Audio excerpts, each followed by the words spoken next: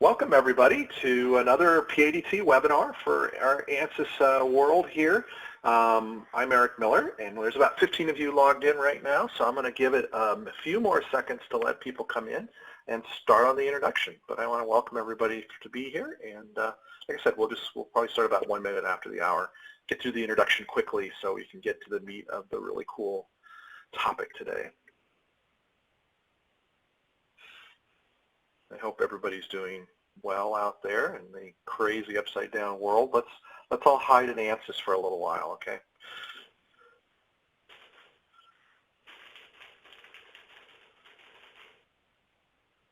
All right, I'm going to go ahead and get started. My name is Eric Miller, and you're here for this webinar on fighting COVID-19 with Ansys Simulation. I'm one of the owners and a co-founder of the company, and I'm really pleased to have a fantastic Ansys person with me today, Marc, who's the principal healthcare engineer at Ansys, who's going to really walk us through the important part of this presentation. So I want to thank everybody for joining us, and we'll go ahead and get going. If I click on the right screen, right? I want to start with a little bit of introduction about Phoenix Analysis and Design Technology, or PADT. So our slogan is "We make innovation work." We were founded in '94 by 4 turbo machinery engineers. We're based here in Tempe, Arizona, with offices across the Southwest, all the way from Texas to California. We're sitting around 85 people right now. It goes up and goes down, but that's kind of where we are. And it's kind of difficult sometimes to describe what we do because we do a lot of things. We have 3 different areas that we focus on. What we're talking about today, numerical simulation. We also do full product development, so all the way from concept to manufacturing. We help people design and build products across industries. And then we're also very well known for our 3D printing capabilities. And in each of those 3 areas, we do 3 different things. So we sell products, we sell Ansys, we sell some tools for design, and then we sell 3D printers as well. And then we also provide support for all of those things. And we also have consulting groups that do simulations consulting, do product development for consulting, and also do 3D printing as a service for folks. So very diverse. You probably know us for Ansys, but do consider us for many, many other things, and for training and support for Ansys as well. Speaking specifically about our Ansys, our numerical simulation capabilities, we are an Ansys. We're very proud to be an Ansys Elite Channel Partner. We also are the North American representative for a company called Flonex, which is a 1D fluid thermal code, and we do a lot of work with cloud computing and things like that as well. Like I said, support is a very important part of what we do. If you're lucky enough to have PADT as your channel partner, we provide that frontline product technical support. We also do training and mentoring for anybody that's interested. And then one of the groups that I head up is our simulation services group. We do numerical simulation across the Ansys product line. These days we're doing a lot of CFD and a lot of LS-DYNA, but we work with all the different products, electromagnetics, thermal, stress, vibration, you name it, we do it as a service. So please do consider that. From an Ansys sales standpoint, you can kind of see here in our new updated map, we're kind of in the lower left-hand corner of the state, where we like to be. We like dry weather. So all the way from Texas to California. And we are literally an award-winning technical support. 3 years ago, we won a national award for the quality of our technical support based on surveys and things like that. And like I said, we're not just an elite channel partner. We're one of the stronger technical partners with Ansys. We work closely with development and a lot of other folks at Ansys to help them make the product better. We're very customer-focused. We do full physics of the Ansys product line. And we're all about long-term relationships. We've been doing this for 20 plus years. The company's been around for 26. We've been selling Ansys for probably 21, 22 years. And our strategy really is long-term customer success. It's people that we train when they're right out of college are now senior people, and it's really great to see. So really quick, I want to go through some high-level stuff about Ansys and healthcare simulation, or simulation in healthcare. Where does it apply? Medical devices, medical supplies and hospital equipment, pharma and biopharma, physiology and clinical. You know, these are all different areas within the healthcare world, right? So we often, being engineers, think about the medical device side of things, and we cover that really, really well. But also equipment and supplies is a really important area to use simulation. One area, you can see in the bullet points, you can read these, but you know, things like getting down affordability and profitability, or designing systems to work in non-industrialized countries. These are things that simulation can really help with. I'm really interested in pharma and bio as a way to expand simulation because we need to accelerate drug development and understand dosage and really make pharma and biopharma is really an area that needs improvement, and I hope the simulation can help. And a really cool area that we're seeing more and more of is in physiological and clinical applications. So making medical digital twins is so exciting. Doing predictive medicine, using fluid flow of blood vessels to see if I move this, I repair this vessel this way, what happens? If I repair it that way, what happens? And really getting better outcomes for patients. So it's all about across the board where we use simulation. One of the things, different areas across the world that are being impacted by simulation, that are mega trends that simulation can impact, also impact healthcare. Electrification is key. We're seeing that more and more. New advanced materials in manufacturing, personalization, things like that. Autonomous systems is a fantastic thing as well. So automating the treatment and the surgery process. And then 5G is going to play a huge role in the connected patient. So having medical digital twins requires sensors on the patient and connecting through 5G to the patient. There's just a lot of really cool applications out there beyond the normal stuff that we think about when we think about simulation in healthcare. It's 80% of the top, Ansys is the dominant tool in the space. 80% of the top 50 healthcare companies use Ansys. 5,000 plus industry customers worldwide. The top 8 cardiovascular and orthopedic companies use it. The big 3 medical imaging companies are users, and the top pharmaceutical companies are users. And the regulators and research centers use Ansys as well. We've got over 600 companies enrolled in the Ansys Startup Program and 3,200 academic facilities that use it. So, and 84 of the top 100. So, as you can see with the logos, this is the dominant tool in this space for sure. And proven outcomes. These are some great examples. The Medtronic's neurostimulator they got approval, and I think Marc will talk about this a bit more, with no clinical trials, which is huge, right? Synapse reduced the time of the design for a wearable antenna by 25%. That's massive. And a company in Brazil, Cardiatis, convinced the Brazilian healthcare insurance to require simulation as part of certain procedures. I think you may have seen, if you've been around Ansys for a while, a lot of work with the respiratory tract and understanding drug delivery using Ansys, bioreactors as well, and doing mixing device simulation using Fluent, right, for the pharma industry. So major stuff. So what does simulation do is it converts data, actually I would say it creates data and then converts it into insight that delivers for better products, operational improvements. You guys know the drill. And we want to use existing knowledge to drive new innovation. It's really relevant to disease modeling, and we're really looking at sharing this capability with professionals so that they can apply it to COVID-19, which we're going to talk about today. And it allows epidemiologists to really get a better understanding of the physics behind the things they're trying to understand, right? So instead of just seeing test data, they can do simulations to see what ifs and understand the physics behind what they're trying to understand. And so that's the major overview. I'm going to stop sharing my screen. We're up to 25 of you. And I'm going to go ahead and let Marc take over. You introduce yourself and get going. Thanks, Eric. I appreciate it. Thanks for the introduction. Certainly my pleasure to be here. It's been wonderful. I've been at Ansys, as you know, for almost 20 years now, and it's certainly been wonderful working with PADT over the years and seeing how you guys have grown. It's been very impressive, and I think what I really like, too, is the, the additional element that you guys bring to the equation in addition to simulation. So simulation is great. Obviously, that's the world we live in here at Ansys, but the kind of holistic understanding that you guys bring to the table with additive and product development, et cetera, I think it's great and really great opportunity for your customers who come with the need that you can either provide simulation or that other perspective, which is the product development. So, yeah, great stuff. Again, my pleasure to be here. Yeah, you got it. So my pleasure to be here.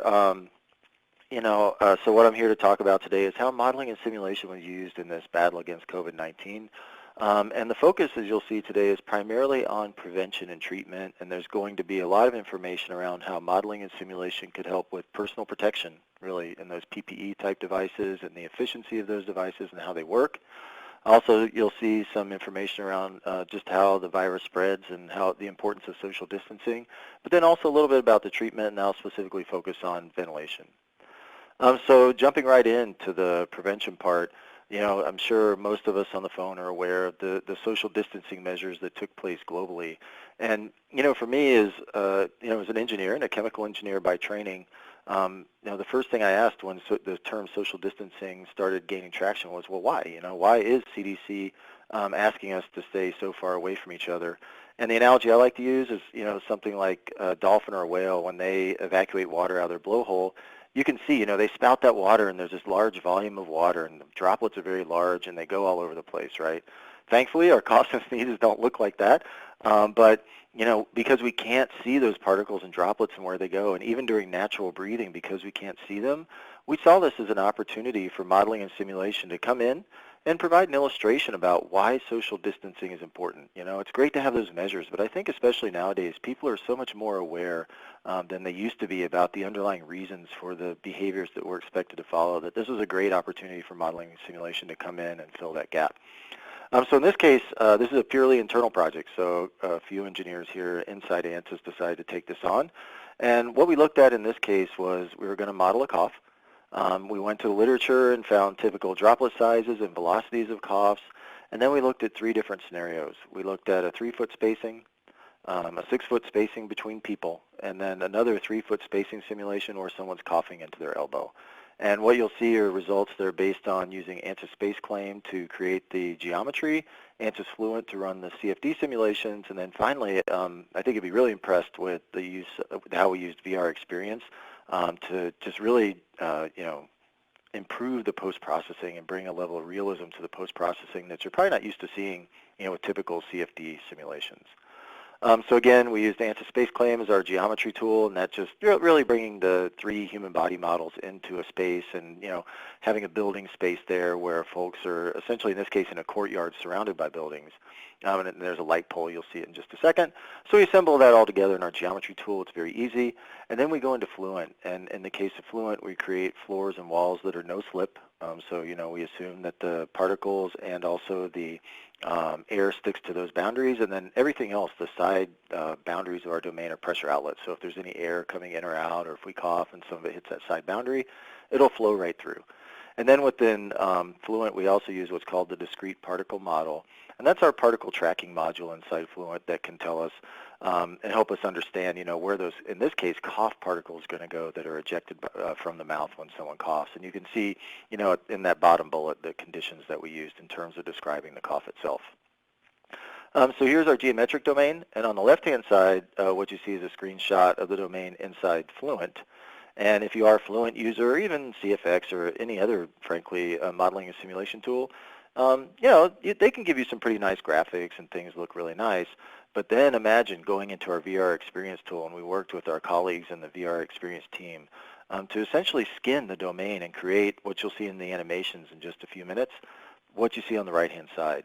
And it was to the point where I think people started to wonder, are these animations or are there physics underlying these simulations? That's how realistic it got. Because it almost looks like it's rendered CGI instead of being something that's a physics-based model. So yeah, I think it's really impressive what they could do and how they could really, drive more engagement of the models and the model results with this kind of just skinning, and essentially re-rendering these with additional graphics on top. Okay, so as I mentioned before, we modeled 3 different scenarios. What we'll see in those 3 scenarios, I'll show you a video in just a second. These are just a quick screenshot of what's happening. Is in the first scenario, we have cough droplets that rapidly deposit on this guy in the green shirt 3 feet away. He's our victim, if you will. When he decides to back up a little bit, stand 6 feet away, he goes, oh yeah, that works a lot better. And you can see this guy's studying what's happening, and now he knows to stand 6 feet away as well. And then in the third scenario, we'll show, and I don't show a picture of it here, but he's going to cover his mouth with his arm. Those are probably, if you will, the most controversial simulations of the 3, I'd say, only because, when you cough into your arm, position becomes important. The material that's on your arm becomes important, et cetera. So I wouldn't read too much into, oh, this is what happens when I put my arm near my face. But, we do see in the simulation the obvious, that it's more effective in capturing some of those particles. So just something to keep in mind, is that really with these simulations, what we're trying to do is drive awareness and understanding of the importance of social distancing, as well as following some of those, social norms that we try and conform to, like covering our mouth when we cough. So the simulation should start in just a second. And Eric, if you want to confirm that it's playing properly. Hopefully it's playing right now and everyone can see it. It is, yes. Okay, perfect, yeah. And so what we see our victim in green here, he just got blasted, with the cough. And again, this is fluent under the hood, but we've been able to re-render this with, the really nice surroundings using our VR experience tool, but making no compromise in that physics model, right? There's no change to the model. We're just, just doing some graphic adjustment. And then we see the social distance of 6 feet, approximately 2 meters, that, that person staying far away is no longer getting hit. And then we did some, kind of nice side-by-side, what if you're 6 feet away, what if you're 3 feet away, and boy, you got hit right in the face there. And then we'll see a couple other kind of close-ups. And then I'm only going to let this video run because in just a second we'll also see the coughing into the arm and just get an idea of those types of simulations. So right here on the lower right, okay? All right, and so, again, we looked at these within Ansys as kind of a public service announcement, if you will, and a PSA. And if you did follow the news, you either saw some information on this story or the next one that I'm about to show you, which is about exercising. And both of these really caught on in the news media in terms of generating that, again, the public service awareness or public service announcement or just social awareness about the importance of social distancing. Now, in this next set of simulations, these are run by an Ansys partner of ours, Bert Blocken, who's at the Technical University of Eindhoven, and then Fabio Malizia, who's at KU Leuven. And what they did is said, hey, let's go a little further with these. And, one thing they were observing is that, as we're in this lockdown, more and more folks are, because they're working from home, they have more time, and they're not traveling as well. So I'm a traveler myself, honestly. I'm on the road quite often. And so now we have more time to go outside, and especially in the springtime and summer, depending on where you are, the weather was conducive to going outside. But what we saw then is a potential risk of being exposed to strangers and potentially the particles that they exhale either through sneezing or coughing or just regular breathing while they're out exercising. So here's a simulation here that that team put together in Eindhoven. And what it goes through is first initially breathing. And this is different from the simulation I showed you just a little while ago. You see in normal breathing, the particles don't go nearly as far. Now someone's running side by side. Just to give you an idea of what happens when we run, first off, yeah, this person, they infected themselves, so that's probably not a big deal. But what we see is there's this kind of slipstream that forms behind the person, and it sweeps those particles into their wake and carries them downstream. So interestingly enough, these people aren't socially distanced, right? They're not 2 meters apart. But because the particles are going behind you, this person actually is in a safer position than potentially being behind, and we'll see what happens when you're behind in just a second. So again, here's a picture of what happens, those particles leave. Now there's someone running behind. So imagine you're catching up with someone when you're out jogging. If they breathe, cough, or sneeze, you're really at risk, even at that 2 meter social distance, to get hit.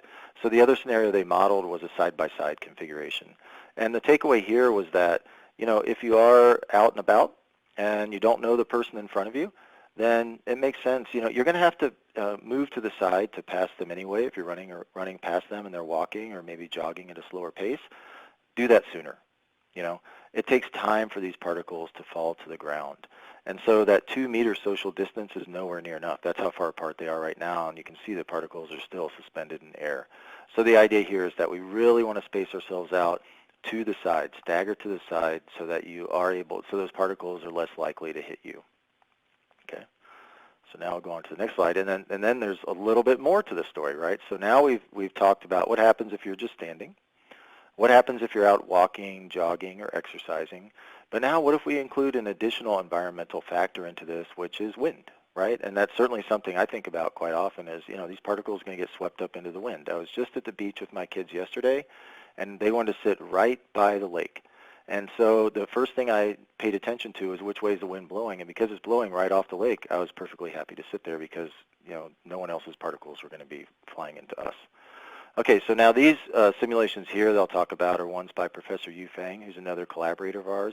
He's at Oklahoma State University and doing some really amazing research in this area of drug delivery to the lung and targeted drug delivery, for example, for cancer patients, and trying to identify ways to target chemotherapeutic compounds to specific locations in the lung through smart design of an inhaler.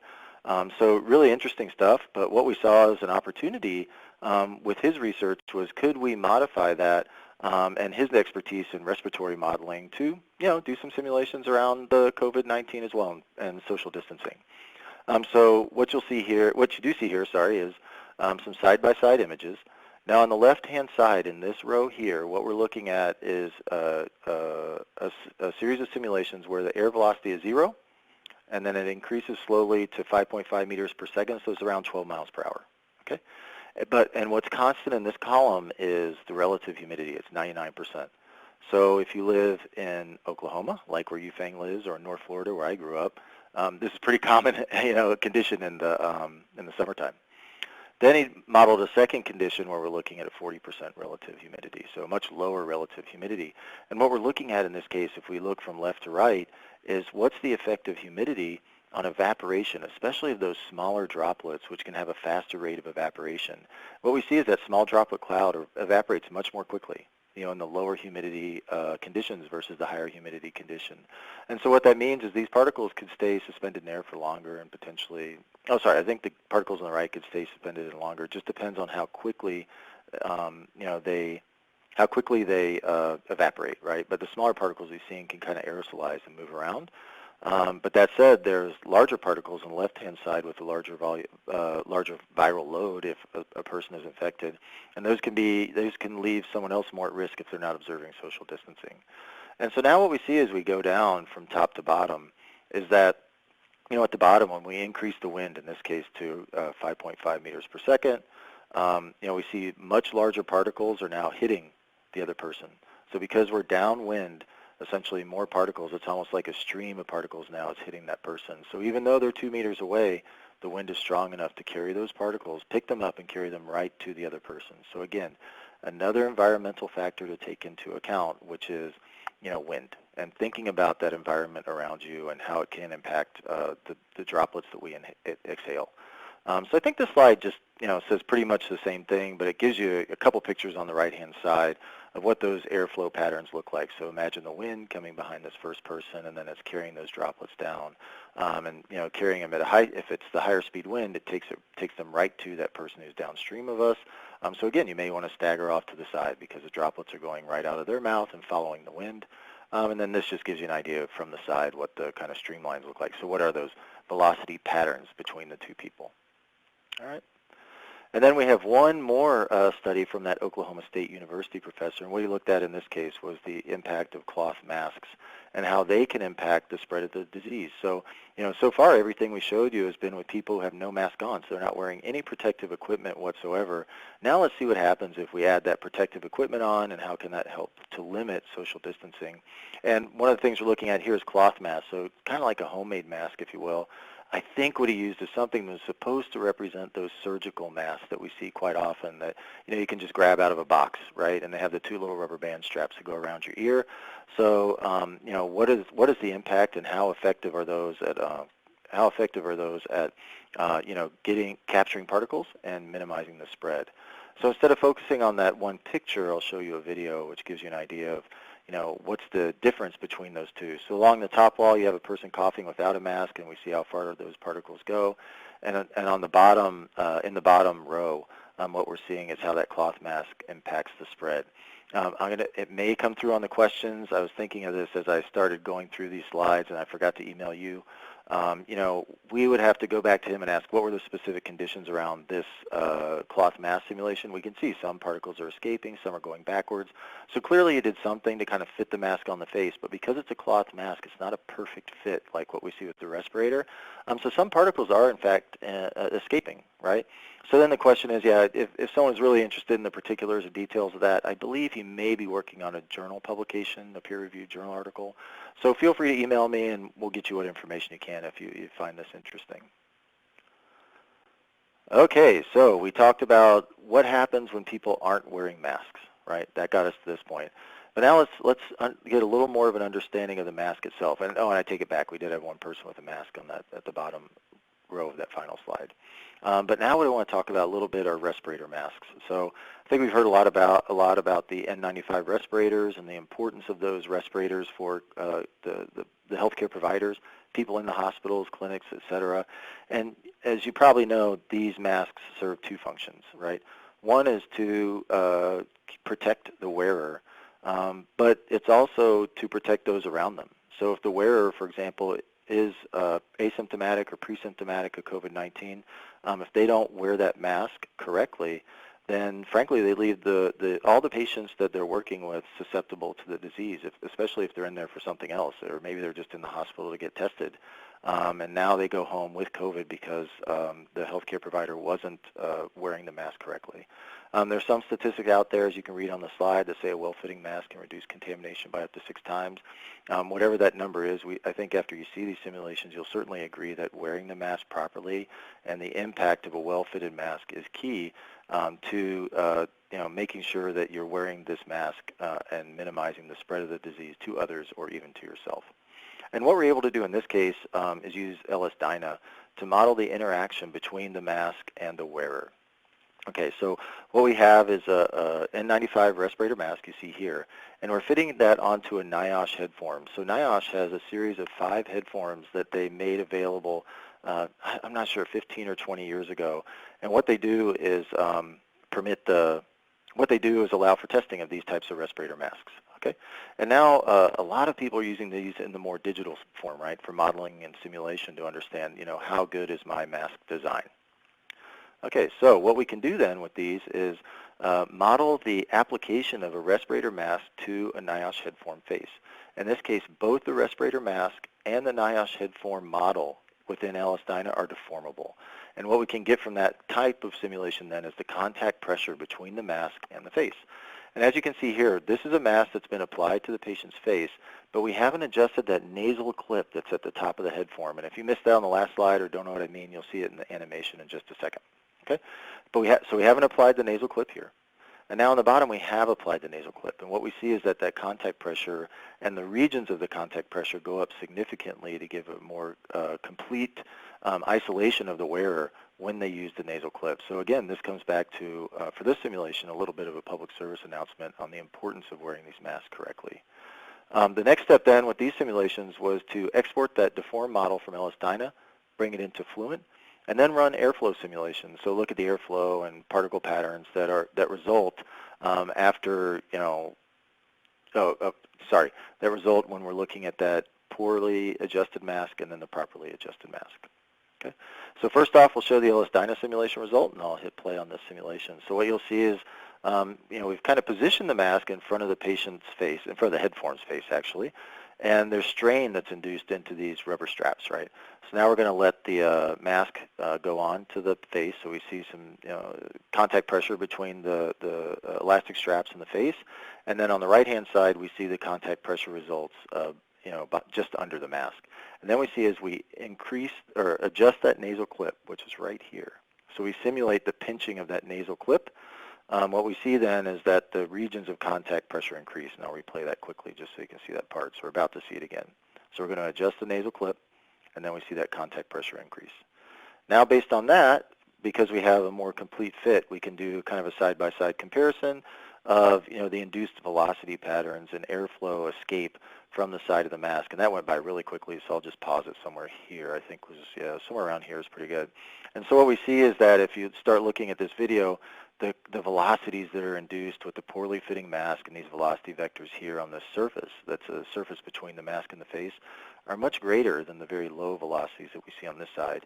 And to be clear, yeah, we did use the same scale for contouring these on the left and right side. So we see the impact of properly fitting that mask to ensure that air isn't escaping through the sides of the mask, but instead is forced to go through that mask material, which then means we're going to do our filtration in case we have flu or other particles in our breath, but then also it's going to limit the ability of COVID or other particles, pathogenic particles, to come through the sides, but will have to be filtered through the mask as well. Okay, so yeah, I think what we saw then for this one was that with the nasal clip, we can improve, and I thought this was a really nice metric, we can improve the contact area by 25% by adjusting that nasal clip properly. And if you think about it, 25% is a big number. You might think, well, that's just a little area of the face. It's not a big deal. That's a quarter of the mask area, right? So if we can limit that air from going through a quarter of the mask area by simply adjusting that clip, yes, breathing may be a little less comfortable. It may feel a little more humid in there, et cetera, but you can see that the air escape is significantly minimized, and also air entrainment into the mask will be significantly minimized if we wear it correctly. Okay, so that was a lot about personal protection, and the things that we could do to drive personal protection through social distancing, as well as properly fitting a mask, and just wearing that personal protection equipment correctly. Moving into the treatment part of the presentation, there's a number of different things that we explored here as well, again, with partners primarily. One is, as we saw as part of this COVID-19 response, there was a rapid amount of innovation that occurred around ventilators, and could we design, develop, and deploy ventilators that would meet the gap between, requirements in the ICU where they were falling short of the kind of traditional ventilators that they would get from your standard medical equipment supplier, something that would fill that gap that could be made very quickly and potentially using additive manufacturing and parts that we have on hand in the hospital. Or even at an automotive company, I think we saw examples of that as well. So that was one of the examples, and I'll show that with you today. The other one is working towards a vaccine, and at least in this case where modeling and simulation could help is not, at least from an Ansys perspective, it's not in that drug design. That's not something that we do right now, and there certainly is a lot of computational, drug discovery that happens today, as well as like pharmacokinetic modeling to understand how drugs distribute, et cetera. So we're not there yet, but once that drug candidate has been identified and tested in a clinical trial and has been shown to be efficacious against COVID-19, the biopharma company or pharma company is going to have to very rapidly scale that drug out so that we can, create billions of doses and vaccinate everyone on the planet as quickly as possible.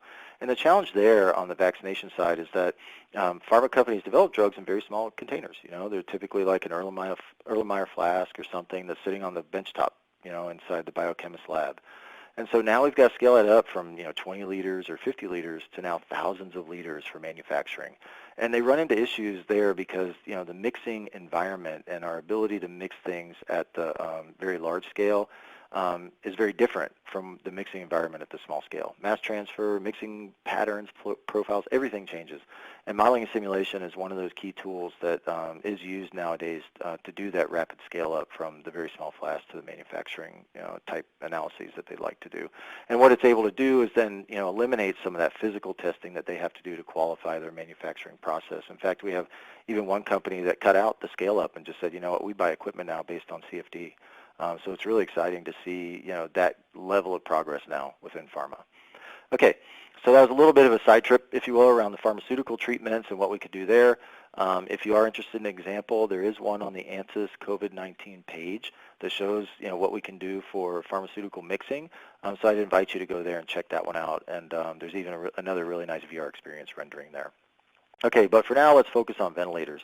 And in this case, it was, again, a rapidly developed ventilator. It was based on, the typical design that we've seen where we're compressing a resuscitation bag. These are things that are handy on site and are durable enough, at least from what we've seen, are durable enough to stand up to the kind of stress that they would need to treat a patient for days to maybe a week or so.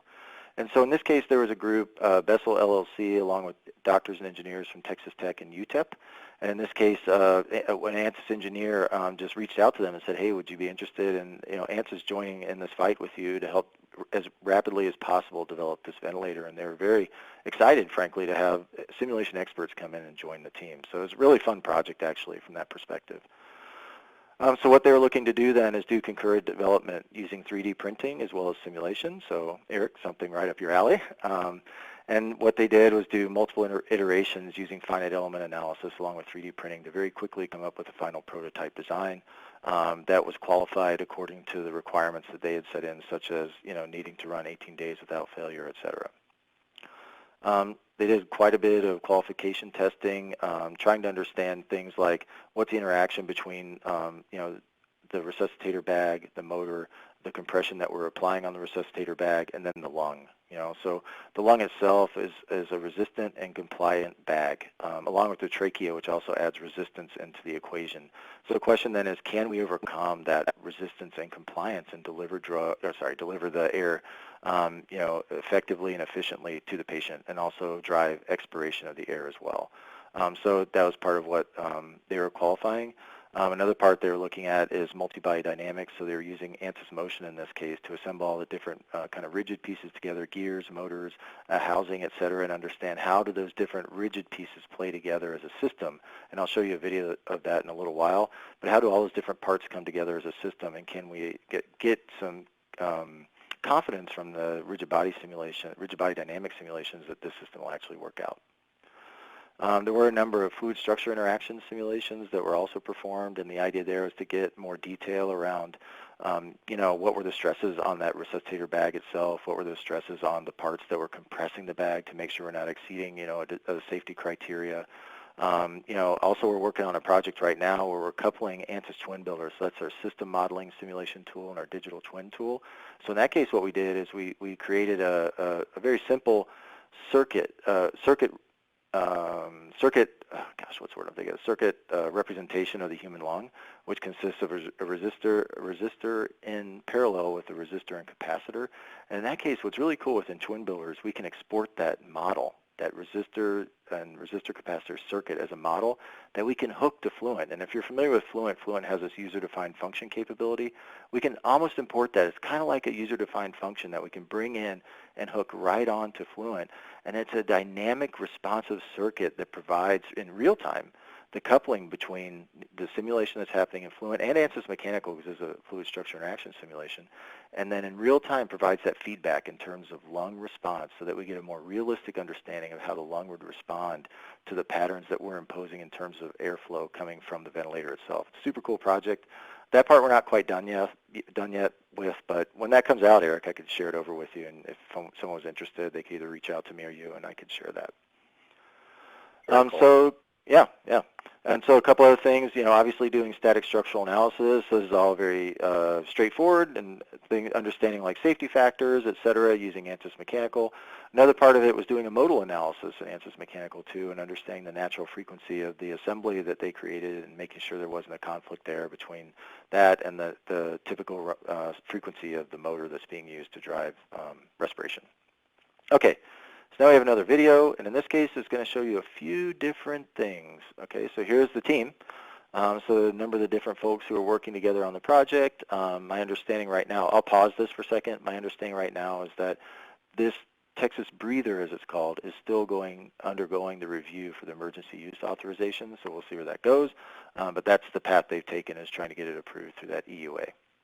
Okay, so now what we see is a simulation in Ansys Dyna, and this full fluid structure interaction simulation where we not only see compression of that resuscitator bag, but in this case, the expiration of the air. And if I remember correctly, in this case, we just kind of put a load on the end of that. Gosh, did we? Okay, that one showed the air coming out, so maybe not. That might have emitted the kind of fake load. There was another one we did that kind of approximated the lung. But I see the air coming out and rising up a little, so I think this one didn't have that approximate lung model there. Now we can look at deformations inside of Ansys Mechanical.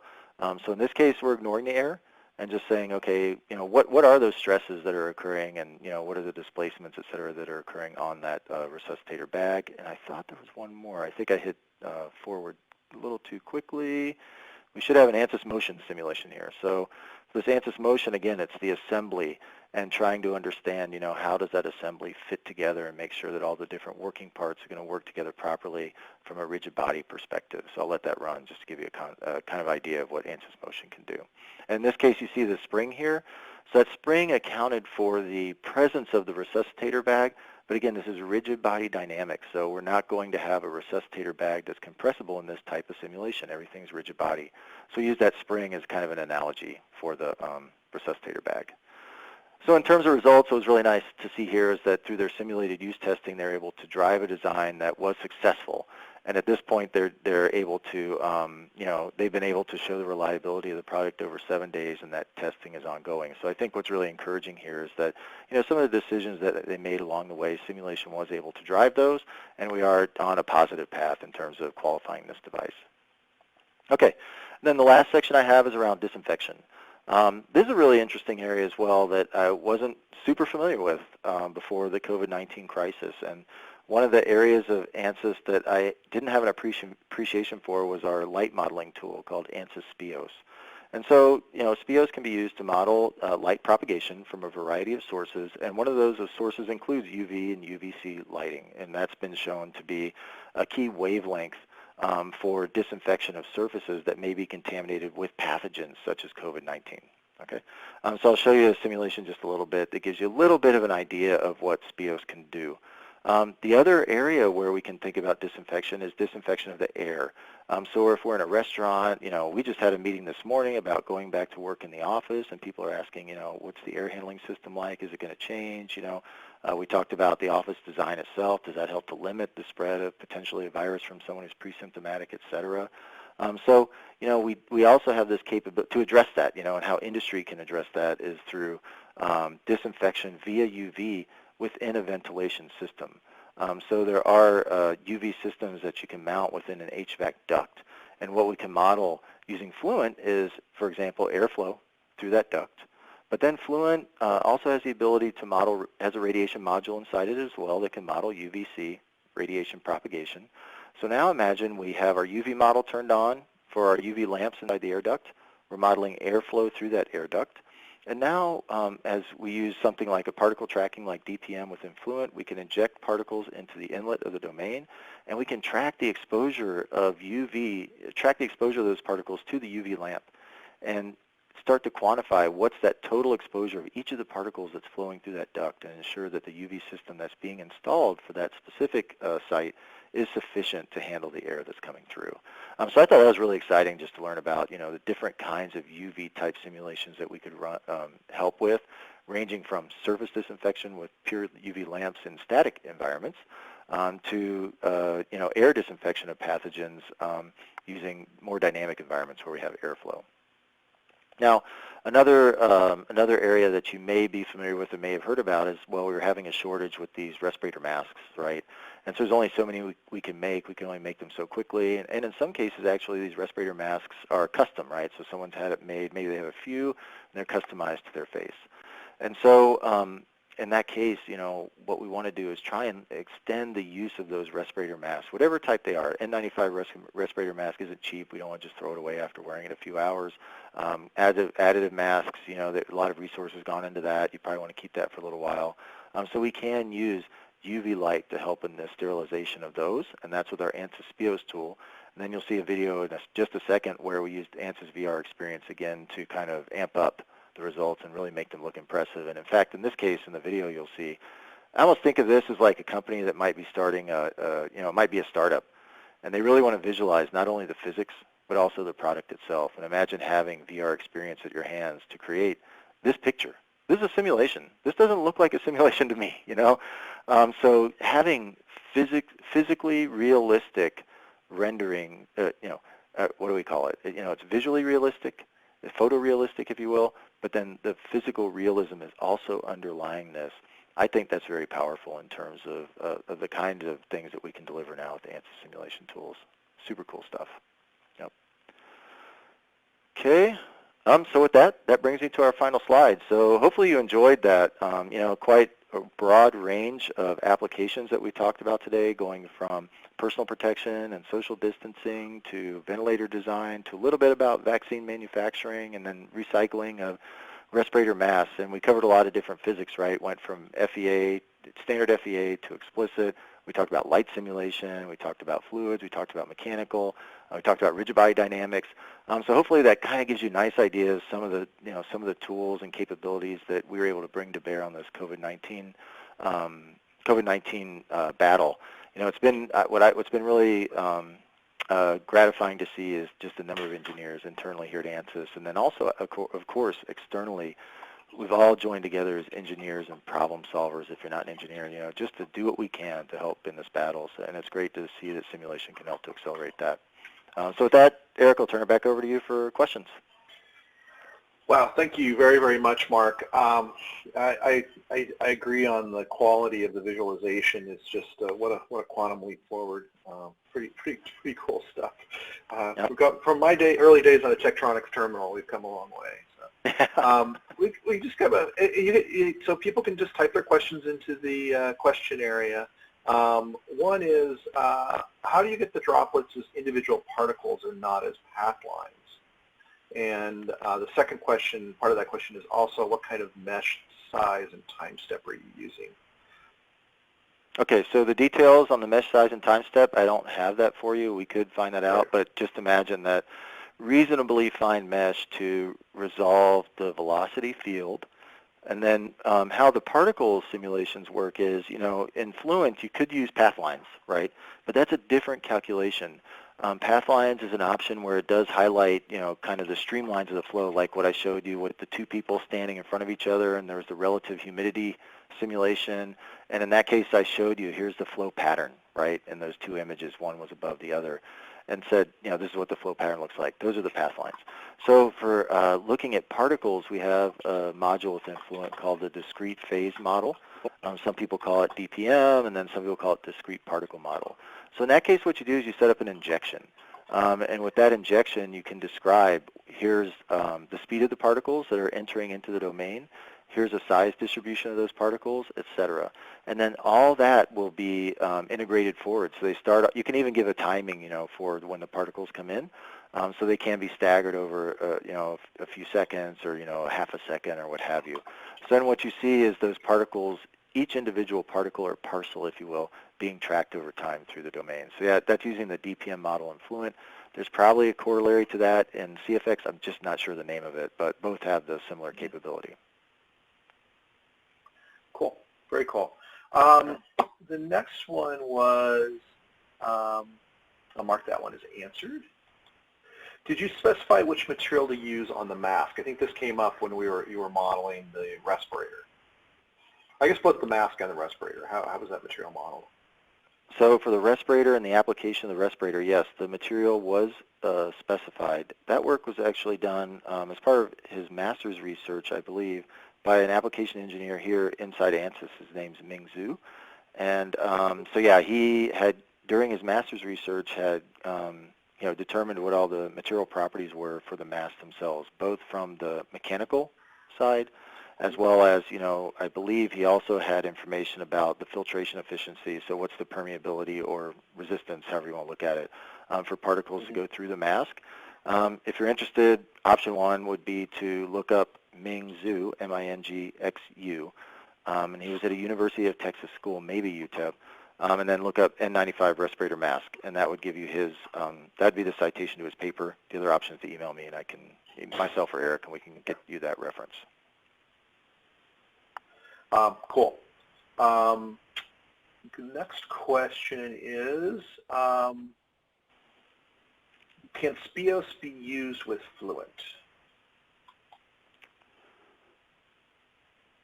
So I'm not quite don't sure. want to say yes or no. Yeah. We are exploring, for example, some options for, okay, so I do some work on drug delivery to the eye. It's one of my things. Mm-hmm. And then what happens when you, and in this case, we're talking about inserting a drug, like either a delivery system that might erode over time, or an injection of drug into the eye. And what happens is that drug disperses over the eye over a period of 6 months before it's finally depleted. And so one of the things we have been exploring is, could we provide a prediction for visual acuity, because now there's potentially a change in the optical properties of the eye because we've introduced this drug formulation.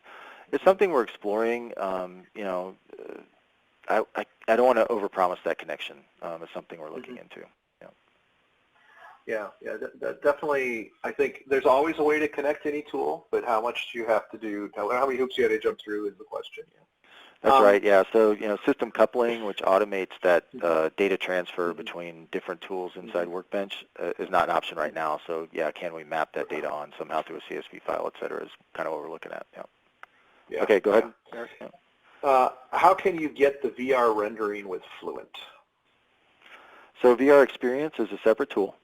And so that's something, I guess, Eric, if this is a PADT customer, they'd come to you and figure out how do we do that. But there is a workflow. It consists of, at a high level, because I don't know the exact nuts and bolts, but you export the results file to Insight, Insight creates, I believe, what's called a GLB file, if I remember correctly, and that GLB file can be imported into VR Experience, and then we, create the visualizations. And then within VR Experience, every surface that's a separate identified surface within the simulation, you can assign to it its own skin, if you will. So right now, that's the process. I think we're looking to streamline that to where it's more automated, but currently it goes through Insight and then into VR Experience. Yeah, so definitely do reach out. If you're one of our customers, reach out to us. If not, reach out to whoever you get Ansys from. But yeah, it's a matter of going through the Insight tool to do the post-processing and then exporting that into the rendering tool. So it's pretty cool. Another person asked, can you get the presentation? And what I did is I put into the chat a link to the Ansys page that has all of the videos on it. So you can get, unfortunately not with Marc's expert commentary, but you can get to the videos there. Also, the presentation a PDF, probably won't have the videos in it, but a PDF and a recording of this presentation will be available on BrightTalk within a couple hours. So that'll be available same place as we're doing here. Can UV contamination be done using only Fluent or Spios is necessary? I think I can answer that one. The UV simulation has to be done in Spios. Is that correct? No, you can do it in Fluent, actually, yeah. So we have a long history, Eric. I don't know if you remember this, but or if you got exposed to this, but we have a long history of doing UV decontamination simulations for public water systems. And so basically we're just mapping, we're just changing the fluid from liquid to air. So yes, the Fluent radiation module can model UVC. Okay. And then through that then we model the exposure to air. So if that circles back to the question about connecting Spios and Fluent, I don't know. But certainly, yeah, we can do that full UV and air interaction inside of Fluent, and they are coupled so that we can get those metrics like to the DPM model to do particle tracking, even to understand that exposure on the pathogen. So yeah, it's fully integrated into and a separate package from Spios. Yep. Okay. I did not know that. See, I learned these things too. Yeah. The one question I tried to answer, I was wrong. I know. It goes like that, doesn't it? Okay, so that's pretty much it. Somebody asked about the certificate option in BrightTalk. Just go ahead and email Trevor or info@padtinc.com. It'll get to both of us with that question. I'm not quite sure how the certificates work for these presentations, but we'll figure that out. Anybody else have any other questions? Thanks for all your positive comments as well. All right. Well, Marc, always learn something. And this is fantastic what Ansys has been doing, and I hope just that people will have time to do even more complicated and accurate simulations as time goes by, as we all start to really research. I think it's going to. I know usually after bad things, we do a lot of good research. So hopefully that'll be one of the positive side effects of this disaster. Yep. I mean, it's fantastic to see everything everybody's doing. Yep, my pleasure to participate, Eric. Yeah, for sure. Thank you so much. Thanks everyone for attending. Appreciate it, everybody. Yeah, thank you.